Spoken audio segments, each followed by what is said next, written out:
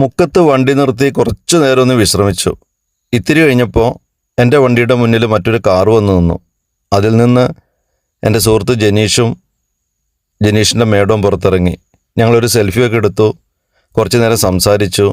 അപ്പോൾ ജനീഷ് പറഞ്ഞു, ഇവിടെ അടുത്ത് പാടൂർ എന്ന് പറഞ്ഞ സ്ഥലത്ത് നാരങ്ങാളി റെസ്റ്റോറൻ്റ് ഉണ്ട്, അടിപൊളി ഫുഡാണ്, എന്തായാലും പോകണം, ഫുഡൊന്ന് ടേസ്റ്റ് ചെയ്യണമെന്ന് പറഞ്ഞു. അപ്പോൾ തന്നെ വണ്ടി വിട്ടു നാരങ്ങാളി റെസ്റ്റോറൻറ്റിലേക്ക്. എല്ലാവർക്കും നമസ്കാരം, ഞാൻ ജോഷി.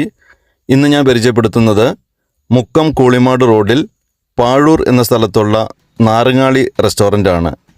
രാവിലെ കൃത്യം 6 മണിക്ക് തുറക്കുകയും ഉച്ചയ്ക്ക് 2 മണിക്ക് ക്ലോസ് ചെയ്യുകയും ചെയ്യുന്ന ഒരു അടിപൊളി റെസ്റ്റോറൻ്റാണിത്.